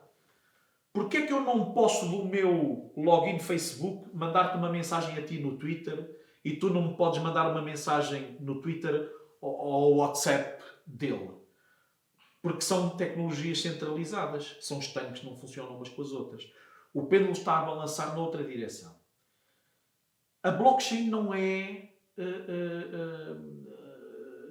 necessária para a Web3 desenvolver, para a descentralização acontecer. Mas é muito importante. Já tens hoje tecnologias do Web3 que não usam a blockchain para nada. Por exemplo, o Mastodon com o ActivityPub, entre outras. E, portanto, a Web3 e a nova web descentralizada pode ser criada sem ter que recorrer à blockchain. Mas é um componente que pode trazer muito valor por ser também descentralizado. E é crítico, especialmente na questão do metaverse e nessa questão de user interface e de user experience que tu estás a falar. Que é isto. Para as pessoas perceberem qual é que é a vantagem da web descentralizada, a web 3, e a importância da blockchain nessa criação do metaverse. Eu quero poder sair do Facebook, entrar no Twitter e não ter que criar um perfil novo. Não ter que introduzir outra vez nome, morada, endereço de e-mail, fotografia de perfil, banner. Eu quero poder ir ao Facebook, ou ao Twitter, ou ao Google, ou seja a que serviço for, e a minha identidade segue-me. Talvez até de forma privada de algum momento, né? Sim. Sem compartilhar certos dados. Exatamente. Mas é isso precisamente. Eu só posso fazer isso se, em vez dos dados estarem nessas plataformas centralizadas, se os dados estiverem na minha mão. Integrando tudo automaticamente. Como um NFT. E então, quando eu vou a esses sites, eu apresento o meu bilhete de identidade, que é o meu NFT, e só mostro aquilo que eu quero. E mais, no dia em que eu não acreditar na plataforma Coinbook ou CryptoBook, e ela fizer uma coisa que eu não gosto, eu posso retirar de lá a minha identidade e eles deixam de saber, passam a saber nada sobre mim, que é o que não acontece neste momento. Fica do meu lado. E eu posso migrar esse perfil para outra plataforma. Isto é extremamente importante, não só do ponto de vista de facilidade de user interface, ou seja, eu mudar de site para site sem ter que andar a criar registros constantemente. Há esta facilidade. É também extremamente importante por causa da privacidade dos dados. Os dados passam a estar do meu lado, criptados com a minha chave privada.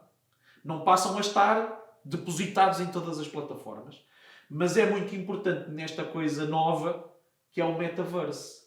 Ou seja, para dizer de outra maneira, o que é o metaverse?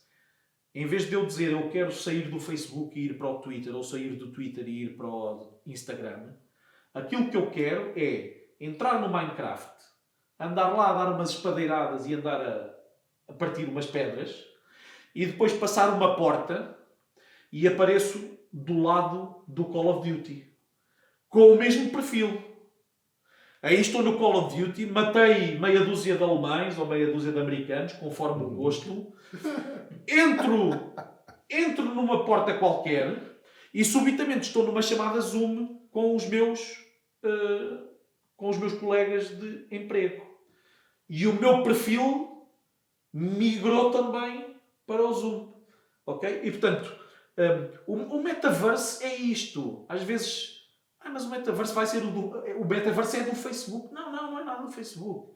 O metaverse que vai acontecer é um open metaverse em que existem N áreas distintas, N regiões, vamos lhe chamar assim, e tu vais poder migrar de umas para as outras, algumas vezes a 2 dimensões, outras vezes a 3 dimensões no ecrã do computador, outras vezes a 3 dimensões com óculos de realidade virtual, mas vai-te ser possível passar de umas para as outras de maneira uniforme e sempre na posse da tua identidade, daquilo que tu és. E para isso é fundamental tu teres uma blockchain em baixo e teres em cima os ativos que te pertencem.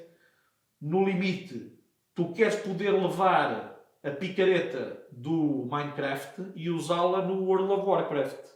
E pegar na espada do World of Warcraft e quando for jogar Call of Duty, a espada também ser uma arma que tu podes utilizar. Este tipo de lógica em que tu podes migrar ativos de jogo para jogo ou de realidade virtual para realidade virtual, sejam eles capas, poções, t-shirts, capacetes, tudo isto depende de criptoativos e de blockchain. Que rodam por trás, você nem vê. Exatamente. E que tu nem vais ter percepção disso. E assim, quando a gente fala disso, eu vejo que a gente está muito na fronteira do conhecimento. Né? Quando a gente trabalha com NFT, que a gente vai criar uma arte, a sua esposa pode falar, a gente está criando algo novo. Não existe... Não é que nem você construir uma fábrica, construir uma concessionária, construir uma loja para você vender roupa. Porque você está criando, você está na fronteira do conhecimento, onde você põe um pezinho para fora e vê se dá para andar ali ou não.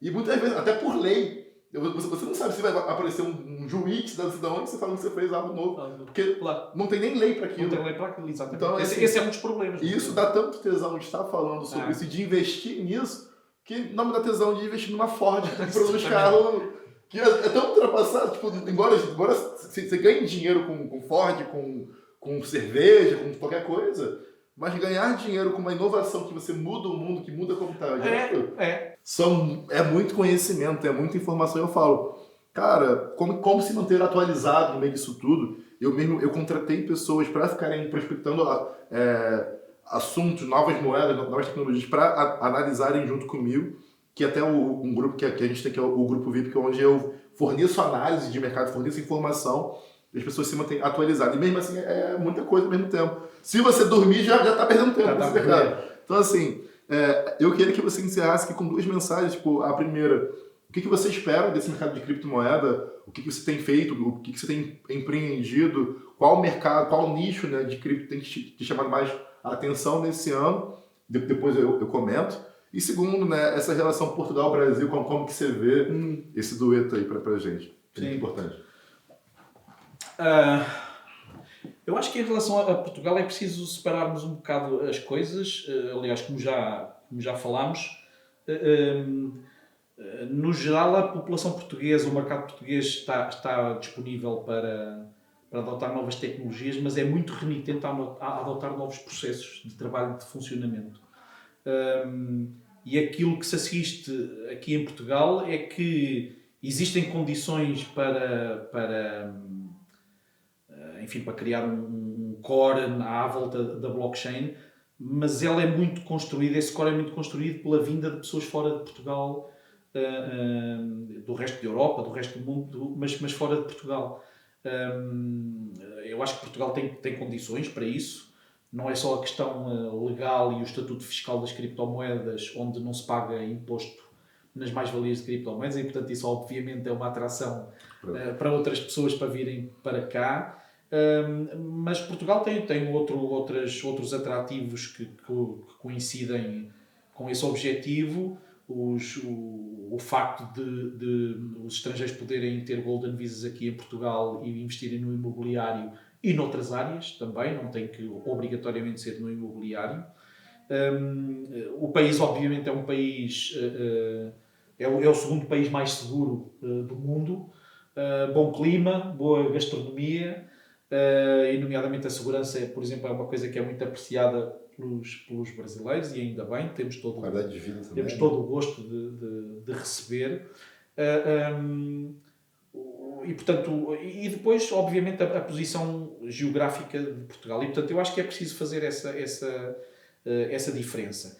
Existem condições para criar aqui coisas em Portugal, no entanto, quando elas batem com o mercado português, aí é mais difícil de as pôr a fazer andar, e nós temos visto isso pela nossa própria experiência nos últimos 3 anos. Agora, para quem venha, seja de um país europeu ou seja do Brasil, para fazer coisas em blockchain aqui em Portugal, desde que o seu mercado seja o mundo, desde que seja a Europa, desde que seja os Estados Unidos, global, o mundo, Portugal tem excelentes condições para desenvolver esse tipo de negócio, tem bons técnicos formados nas universidades portuguesas e, portanto, acho que tem todas as condições. Agora, como digo, o objetivo tem que ser para fora de Portugal. O âmbito geográfico não pode ser Portugal. Como digo, a população portuguesa está muito disponível para adotar novas tecnologias, mas adotar novos processos, adotar processos de mudança é mais remitente a fazer esse tipo de legislação mudanças. também é muito complicado, né? A legislação ou peca por não existir, seja em termos fiscais ou em termos de regulatórios de mercado, ou então por ser um bocado draconiana e feita às 3 pancadas e proibindo todas as atividades, que foi o que aconteceu com o regulamento do Banco de Portugal. Agora, no cômputo geral, eu diria que para quem está fora e pensa em eu sou capaz ou eu quero criar uma operação qualquer na área de blockchain, seja em que área for, ou de criptoativos, acho que Portugal está bem posicionado para o fazer, desde que, repito, o foco seja o mundo e não Portugal. Porque com cripto não tem que ser nichado não no tem país. que ser. Cripto é global. Exatamente. E no aspecto de investimento, você vê bastante upside, você vê cripto com novos projetos, metaverso, NFT, DeFi, explodindo aí, que a gente nem vai ter certeza. Outra coisa que eu diria relativamente a empreendedorismo nessa área, e se calhar agora, focando mais mais a área do público que nos estará a ouvir, que é um facto, Lisboa tem condições muito seguras e tem um bom nível de vida, etc. Mas eu acho que muitas vezes os estrangeiros que vêm para Portugal, e em particular os brasileiros, são capazes de ter uma ideia errada de que só Lisboa é que tem essas condições. O resto das cidades de Portugal tem excelentes condições de nível de vida, excelentes infraestruturas e tem muitas vezes custos mais baratos do que o custo de vida em Lisboa, que está neste momento extremamente inflacionado porque vieram montes de estrangeiros para Lisboa.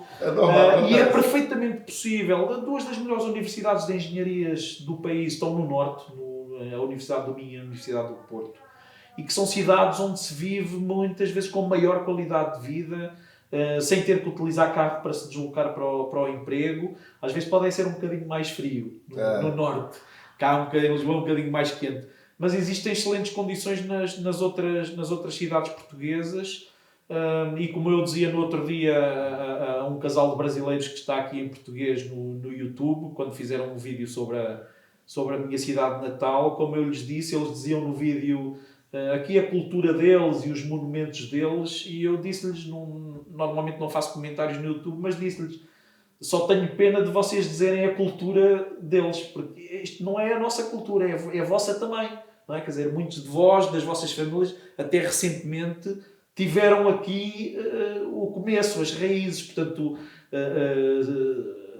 se não vierem com essa ideia de isto são coisas deles, são vossas também. Nisso eu acredito que os brasileiros podem ajudar muito a mudar mentalidades Mas você aqui. acha que os portugueses recebem bem os brasileiros ou você tem um pouco de... Lá está, mais uma vez, depende do local. Aqui em Lisboa é mais difícil, pode ser mais complicado, porque existe muita concorrência por postos de emprego, existe muita concorrência por trabalho e, portanto, é natural que haja algumas resistências a quando se vê pessoas a chegar com mente mais aberta, com mente mais alegre, com mais vontade de fazer e de lutar. Isso acontece muito menos nas outras cidades em Portugal. Como digo, o nível de vida é mais barato, o alojamento é mais barato, as pessoas são mais... vocês estiveram no Porto as pessoas são mais friendly, são mais amigáveis, recebem todas... É mais tranquilo também. Recebem todas as pessoas de braços abertos. Portanto, é natural que em Lisboa, aqui se encontre... Reparem, eu acho que é um bocado... Nunca fui ao Brasil, os meus sogros já foram por 2 vezes, espero visitar um dia destes. Mas é um bocado... será diferente eu chegar ao Rio de Janeiro ou a São Paulo, a recepção que tenho, versus a recepção que terei se chegar a Belém ou uma cidade do sul do Brasil. E, portanto, a mesma coisa acontece aqui em Portugal. E como eu te estava a dizer há pouco, eu acredito mesmo que se houver essa... se houver menos essa mentalidade deles de isto também em parte também é nosso, o Portugal pensa pequenino, e eu acho que nisso os brasileiros têm mais capacidade de pensar em grande, em global, e que têm muito que isso é uma oportunidade de fazer coisas interessantes em blockchain aqui em Portugal. E aí, para criptomoedas, falando de investimento, você vê os projetos Ethereum, Bitcoin, Mana, Sand, enfim, crescendo mais esse ano. Você vê um ano positivo para Bitcoin, você vê nos próximos 5, 10 anos. Algum outro, sabe? Qual a sua perspectiva para esse mercado? Olha, para já uma perspectiva mais no curto prazo. Há pessoas que acham que neste momento que a Bitcoin já está a recuperar. Eu não sei se ainda não vamos ter quedas mais nos próximos 2 ou 3 meses.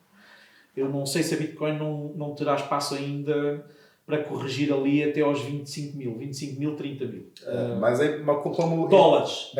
Como esse vídeo vai ficar durante muitos anos aí rodando, assim, daqui a 5, 10 anos você vê esse mercado... Sim. Agora, eu vejo a Bitcoin ainda a corrigir mais um bocado, mas que tem potencial para duplicar até ao fim do ano outra vez. A ir para os 60 ou para os 70 mil dólares. Mas sou sincero, tenho muito mais fé no Ethereum. Em particular, muitas pessoas acham que o flipping só vai acontecer lá para 2023 ou 2024. Eu não sei se o flipping não acontece ainda este ano, ou seja, se o Ethereum não passa... Para o stake agora? Não. Se o Ethereum não passa para primeiro lugar em termos de market cap comparado com a Bitcoin. Não sei se isso não tem potencial de acontecer. Ou seja, se a Bitcoin tem potencial para duplicar ou triplicar de valor, eu acho que o Ethereum tem possibilidades de quadruplicar ou quintuplicar. Concordo. Até pelos projetos que estão atrelados a ele. Né? Exatamente. Assim, quando a gente fala de Bitcoin, o mercado financeiro tradicional é meio resistente, porque fala, não gera cash flow. O Ethereum gera cash flow. E, portanto, há muitos projetos em cima de Ethereum, nomeadamente aqueles que estão mais em voga, seja Decentralized Finance, NFTs, Decentralized Autonomous Organizations, as DAO. Tudo isso eu acho que são áreas que vão ter desenvolvimentos cada vez maiores nestes próximos anos. E o Ethereum, indo atrás disso, tem possibilidade de quadruplicar, quintuplicar, e em particular... Acho que no momento em que ele passa Bitcoin em termos de market cap, subitamente o mundo todo vai olhar e vai dizer: espera aí, afinal existem mais criptomoedas do que a Bitcoin, e isso vai fazer ainda aumentar mais o valor. E portanto tenho mais fezada aí. E depois, sinceramente, estas áreas em particular que estão em cima da blockchain Ethereum e potencialmente depois nas outras blockchain de level 2, eu acho que ainda temos muito para ver na área dos NFTs. Muita gente está só focada na questão da arte. Eu acho que há muito espaço, por exemplo, na área dos collectibles e dos jogos baseados em NFTs. Eu não te falei, mas a gente tem a maior operação do Axie Infinity da América Latina. Nós temos mais de 2 mil times de Axie. Ou seja, 6 mil Axis. Sim, sim, sim. Eu comprei, quando eles apareceram, comprei 2 Axis, vendi logo tipo 3 meses depois, mas hoje estou arrependido. Não, a gente tem 6 mil Axis, 2 mil times, é a maior operação da América Latina de Axis. Mas atenção, um dos meus Axis era o número 93 e outro era o 99. Mas acho que há muito, pode vir muito por aí, ninguém está a ver bem o que é que se pode fazer com jogos com NFTs, portanto espero muito desenvolvimentos nessa área. Depois na área de Decentralized Finance, as pessoas normalmente pensam só em finance em termos de emprestar dinheiro, remunerações, juros. Há coisas muito interessantes que eu acho que vão aparecer, como moedas estáveis mas não indexadas a uma moeda fiat. Acho que vão aparecer coisas aí bastante relevantes, que vão mudar a forma como as pessoas pensam sobre o que é uma moeda, o que é uma moeda estável. Áreas mais estranhas, entre aspas, do Decentralized Finance, ainda há poucos projetos, mas, por exemplo, a área do insurance, dos seguros, poder-se fazer seguros, Real estate. fazer seguros em cripto, acho que vai ser uma área que, quando começar a desenvolver, eu, por exemplo, poder oferecer um seguro para bolas de futebol que se estraguem e tu podes comprar esse seguro e eu ofereço só de pensar isso já eu tento criar um negócio na cabeça mas é isso que o Decentralized Finance permite, percebes? As pessoas pensam que o Decentralized Finance é só eu agora posso emprestar dinheiro a 10% e há pessoas que o podem pedir emprestado quando antes tinham que pagar 20%, mas o Decentralized Finance chega até outras áreas, como eu digo, a área do insurance, dos seguros, quando puder ser possível, já é possível, mas quando for corrente, eu poder desenhar um contrato de seguros e tu poderes-me comprar um seguro desenhado à tua medida, como um NFT, que não é um boneco, compra-lo sob a forma de um NFT, isso vai fazer disparar uma série de áreas e despolutar uma criação de valor brutal. E depois, mais recentemente, tudo o que tem a ver com as Decentralized Autonomous Organizations, com as DAO, que eu acho que muita gente ainda não percebeu o que é que está realmente por trás e pensa só em termos de DAOs é para a gente ganhar dinheiro, como é que a gente recebe fundos e depois usa os fundos. Acho que as pessoas ainda não perceberam a revolução social que é uma DAO. Uma DAO está a algures entre uma empresa e uma cooperativa. Não é uma coisa nem é outra. E tu, quando compras tokens de uma DAO, os tokens que tu tens representam ações ou uma cota dessa organização. Cota de um fundo. Exatamente, uma cota. Mas esses tokens que tu recebes dão-te o direito a fazer propostas que a organização deva levar a fazer, empresas, seja o que for, depende do objetivo da DAO, dá-te direito a votar a favor ou contra nas propostas de outros membros da DAO e dá-te direito a receber uma fatia dos proveitos dessa organização.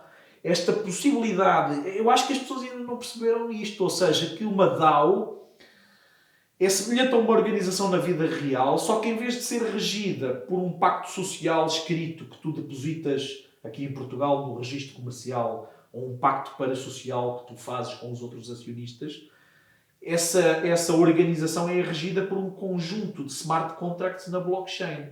Esta possibilidade de tu poderes ter, chama-lhe o que quiseres, sócios, acionistas, cooperantes, membros, eu não sei o que é que se lhe deve chamar, mas é algo nesta zona. O facto de tu poderes criar uma organização que tem sócios, acionistas, cooperantes de qualquer parte do mundo e te podes organizar esse conjunto de pessoas, aquilo que fazem, como é que fazem, os sistemas de votação, a remuneração que cada um deve ter, poderem fazer isso através de sistemas de votação baseados com os tokens, com os criptoativos, que são ações, mas simultaneamente direitos de voto, isso vai levar a uma revolução enorme e a um criar de valor brutal, Porque tu passas, e temos sempre que ver isto nesta perspectiva, tu passas a poder criar organizações que antes não tinhas capacidade de criar, nem gerenciar, restrito ao teu âmbito geográfico ou legislativo. Mas, mais importante do que isto, é que tu podes criar essa organização em Portugal, no Brasil, em Nova Iorque ou em Londres, seja onde for, mas mais importante do que tu poderes criá-la, seja onde for que tu estiveres, tu podes ter membros que vêm de qualquer ponto do mundo. Ou seja, sul-coreanos, japoneses, brasileiros, chilenos, canadianos. Tu podes passar a ter acionistas, sócios cooperantes de qualquer parte do mundo, sem os conheceres de lado nenhum. E tens regras que estão nos smart contracts.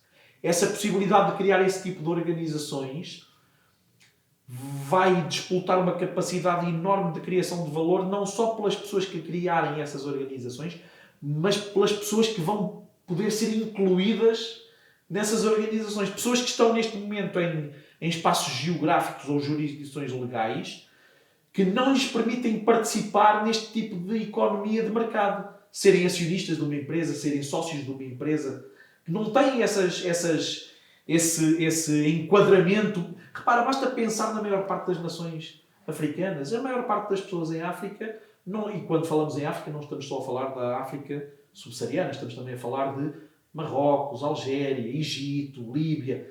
Pessoas que não têm condições ou geográficas ou de jurisdição legal para participarem deste tipo de mecanismos de criação de valor, que são as empresas, as organizações. E esta possibilidade vai criar novas formas de fazer negócios, novas formas de integrar negócios, negócios que vão estar... que não são portugueses, nem americanos, nem chilenos, nem brasileiros, mas também não são propriamente as multinacionais como nós hoje as vemos, não é? Que são empresas com sede em várias nações. Não, são organizações globais, meta, acima do nível físico. Acima do nível físico de demarcação territorial. E isso é brutal, e a criação de valor que vem daí vai ser uma coisa completamente inaudita. Show. Assim, o bate-papo aqui, o offline também, acho que foi muito rico. Tenho muito a te agradecer por ter recebido a gente aqui. Quem vê esse bate-papo não tem a noção de quanto isso é valioso, né? Muitas vezes é um vídeo do YouTube, ou você vê é um bate-papo. Só que tem um conteúdo aqui que, se você absorve, que muda a vida. É isso que eu acredito. E a gente sempre foca em entregar o melhor que a gente puder para as pessoas de fato mudarem de vida. Uma coisa que eu costumo dizer, mas já cheguei uma vez até a falar com o Guilherme, que é às vezes o mais interessante neste percurso de cripto, nestes últimos 5 anos, às vezes nem é a tecnologia, e eu sou um tecnologista e gosto de tecnologia só por si, tudo o que tenha botão e fios. Não é só o dinheiro, mas também conta a questão financeira muito, mas acima de tudo as pessoas que uma pessoa encontra nesta jornada, tipicamente, não me perguntes porquê, mas são sempre pessoas, eu não quero dizer mais inteligentes ou mais espertas, mas são sempre pessoas que têm perspectivas completamente diferentes do mundo em que vivemos, e é sempre bom essa discussão. Uma pessoa falar com outra pessoa e dizer: porra, não tinha pensado nisso dessa maneira. São vários ângulos do mesmo... Exatamente, não tinha pensado nisso dessa maneira. Portanto, as pessoas que uma pessoa vai encontrando de várias áreas, seja financeira, seja de gestão, seja tecnológica, seja portugueses, brasileiros, falando inglês, falando francês, as pessoas que uma pessoa vai encontrando, que vêm de áreas diversas, da arte, é as perspectivas que uma pessoa encontra de dizer: epá, nunca tinha pensado nisto dessa maneira. Isto é extremamente interessante. E depois acontece aquilo que tu tinhas falado há bocado, que é, tu ouves outra pessoa a falar, mesmo dentro da área cripto, e tu ouves outra pessoa a falar e diz assim: como é que eu não sabia disto? Epá, as possibilidades que isto abre, eu não consigo chegar a tudo. É isso que é um gozo nesta área, é isso que é muito divertido. Falando sobre que hoje, para mim, criptomoedas são empresas que são empresas que não têm CEO. Quando você fala de uma ação em bolsa, essa ação, que é um papel, refere a uma empresa que tem processos, pessoas e projetos. Criptomoeda, que tem um token, ela reflete pessoas, processos e projetos que são descentralizados sem um dono. Então, a comunidade decide ali de certa forma. Você estava falando de que a nossa cabeça ainda funciona de forma hierárquica. Verdade. Centralizada. Sim, verdade.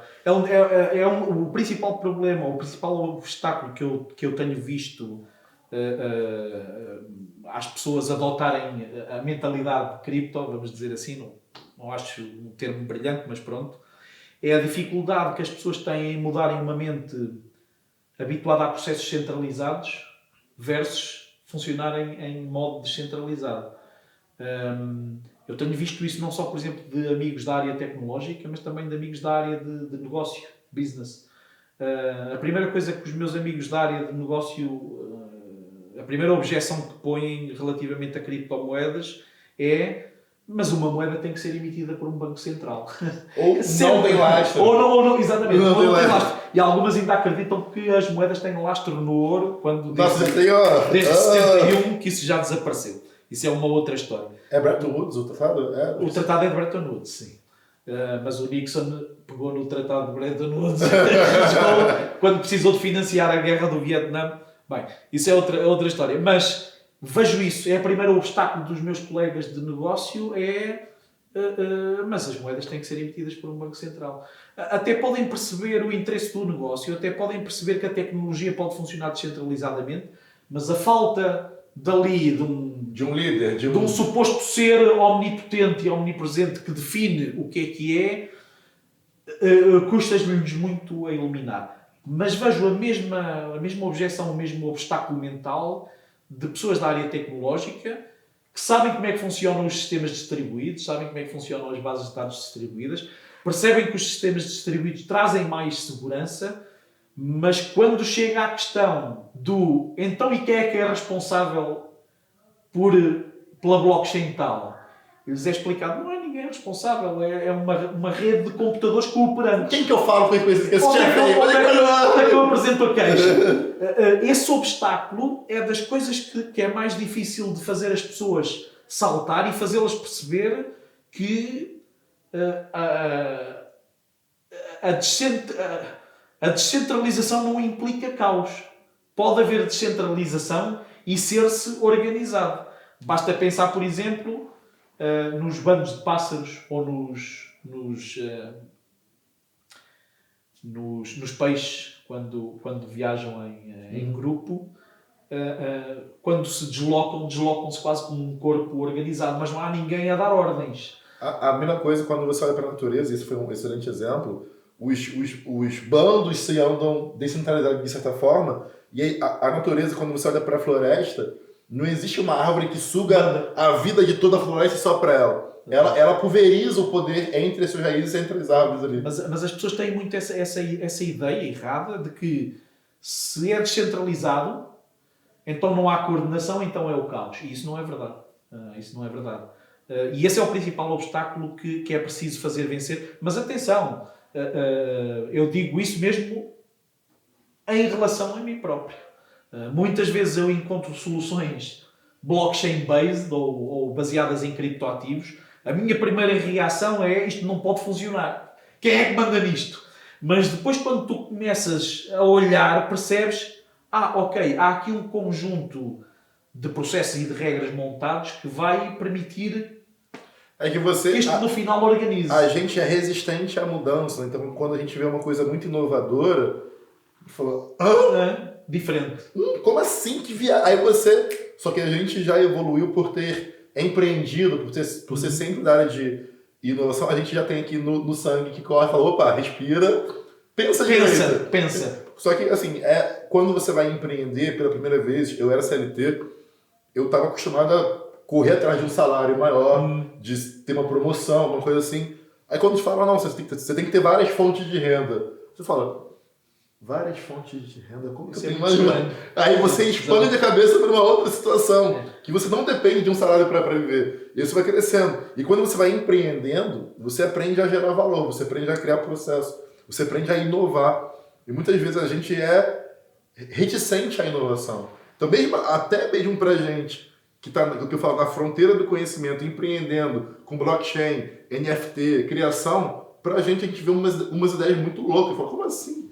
Que projeto é esse? Isso definitivamente. Quer dizer, quem quer entrar nesta área, ou quem está a começar nesta área, primeiro deve começar com experiências pequenas, mas acima de tudo tem que partir com uma coisa muito importante que é, tem que ter a abertura mental para considerar, para colocar como hipótese que descentralizado pode ser uma solução. Vamos pensar sobre ela.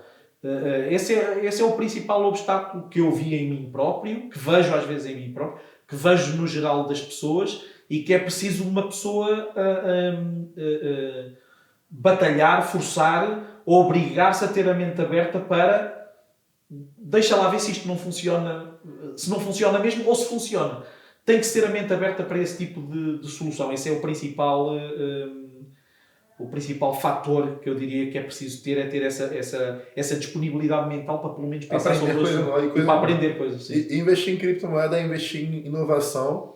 É o que você falou, não espere que seu investimento vai crescer de forma linear, não espere que não tenha volatilidade. Um projeto é bom, excelente, até que surja um novo melhor que ele. E quando se fala de tecnologia, Ethereum pode ser, a gente pode estar falando agora que Ethereum é maravilhoso. Aí surge um novo agora, matou o Ethereum. E toda essa conversa não vale mais de nada. Exatamente. E aí, cripto é assim, porque a gente está dormindo e tem alguém na Ásia produzindo um novo Ethereum 2.0, 3.10 1.0. Então, para você entrar nesse mercado, você tem que aprender que existe um risco muito grande, uma recompensa, de fato, muito grande, se você acertar na veia de um projeto consistente novo. Mas ele muda. Ele pode ser excelente até hoje de noite. Amanhã de manhã tem um novo. Sim. Ninguém espera estabilidade na área cripto. Se todos os dias vai vender batata, né? Exatamente. Todos os dias acontecem coisas novas. É preciso estar com essa disponibilidade mental. Eu te agradeço muito pelo bate-papo, foi sensacional. Sempre. Ultrapassamos 5 horas aqui já com você. Mano. Continuamos um dia destes online. Obrigado, ou de outra pessoal. forma. E é isso, um abraço. Tamo junto.